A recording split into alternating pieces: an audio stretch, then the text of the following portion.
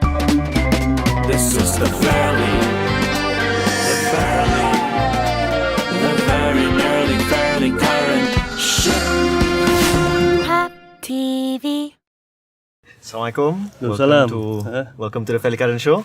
Thank you very much for inviting me here. Yeah. So Anas, we're here to talk, of course, about this ad that has come out that you put into the Star in the business section some time ago, and it's related to, of course, this feeling that a lot of Malaysians have at the moment. I think we are all feeling extremely saturated with news about politics and all, yeah. And now that March 8 is literally upon us again, Correct. remembering 1 year down the line, it seems like the ad that you put in, this open letter to politicians and to Malaysians, seems like extremely timely. How did that idea come to you?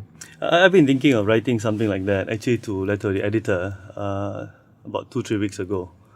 But then on the, I think, 24th of the month, February, I thought maybe it's better for me to put it into as a advertisement as a businessman, and I think it'll be more impact, and it actually gave more impact, you know.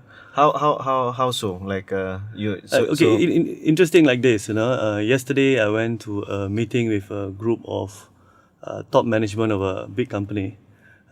It was the first time I meet them to present my case to do something. And even before we start the presentation, they came to me, give me a handshake and say, first on a personal basis, thank you very much for putting the ad. Yeah.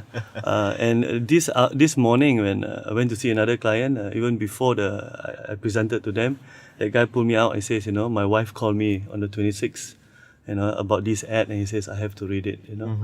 So this is what's happening. And I mean, I think Malaysians are actually talking, English-speaking Malaysian, talking about, and also Chinese-speaking Malaysian now, because the Chinese newspaper has taken it, China Press and Sinchu have interviewed me, you know, things like that, yeah. So people are talking about it, lah. Just one interesting thing, Fahmi. I was eating roti canai at Hartamas, where I lived. And the people beside me who don't know who I am was talking about the ad. It was nice for me for eavesdropping. People talking about it, you know. I put down my cap lower, you know, because my face, you know, was on in the Star on that day, you know. Yeah, it was quite nice. Then did you say anything? Did you? No. I am Anas Zubedy. No, I just I am the one. I just kept quiet. I'm a marketing man, you know. These kind of things we love to have, like, you know? We just want to hear what the market are saying. And that's interesting though, because I think you mentioned, you refer to the open letter really as on one level it's an open letter, but also on another level it's an advertisement. Yeah. Correct. And there are, I think, in a couple of blogs, people who have commented things like, "Oh, he's just doing this for business." For business. Yeah. Why does he have to put his logo there, for example? You know. Yeah. I think it's fair for people to comment like that. You know, I am a businessman. You know, if they don't think like that, they're not thinking, lah. So it's like this. If you look carefully, I've been advertising about. See, my company, our goal is to unite people. In fact, our vision is to unite people, get people to work together. Yeah. And I mean, it's got an amazingly beautiful logo. I mean, I don't think you guys can see it, but I think just Google, Zubedy. Yeah. That is how I should pronounce it, right? Zubedy. Yeah. Zubedy. Okay. Yeah. Yeah. Okay. Yeah. So we've been advertising on Unity for many years. In fact, if we take all my advertisement put together, including the thing we do for public program and all that, we spent about 1.5 million since 2001 till today. This is not new, you know. And that's the reason why I thought it was okay for me to advertise with my company logo there, because we've been doing this. If it's the first time I do it, then it's not so right. And when I call up my graphic artist, I say, you know, this time around, don't put the Zubedy logo so big, you know. Most of my ads, the Zubedy logo is like huge. I said, please, I told her about, you know, maybe 3 inches across, and that's it, you know.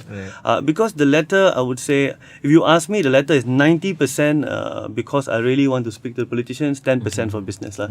But there's some business element to it, you know. Do you feel? I mean, do you feel that business is the only way to talk to these politicians? Oh no, definitely not. But it's good to have the businessman telling them. Okay. Yeah. In fact, good that you say that.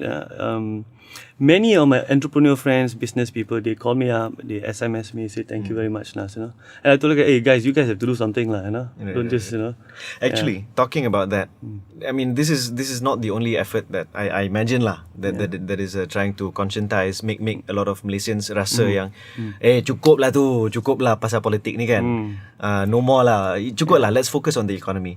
Do you see this effort as gelling with or running in parallel with a lot of these other things, or do you feel that how do you feel about that? Okay, we are talking about the political climate of the country. I think if enough of us do this, the politicians at least cannot do any more, cannot add more. For one thing, I ask for if sometimes I'm not sure if they cannot add more. I'm hoping not to. Well, nice thing is the Deputy Prime Minister Najib has mentioned acknowledged the letter in his blog, and he says it's a fair letter. I'm hoping for Saudara Anwar Ibrahim to do the same actually. Right. You ada cable ke dengan either of these people? No, I don't know them actually. I've met them before because of a function, but they don't know me. I don't know them. I'm basically not. I didn't come from a well-to-do, well-connected family. A lot of us in this studio are not. So sad. Unfortunately. Maybe it's for the better. What is the next thing that you're going to do? I mean, of course, you say that this is in line with a whole range of things that you've done before. Is this?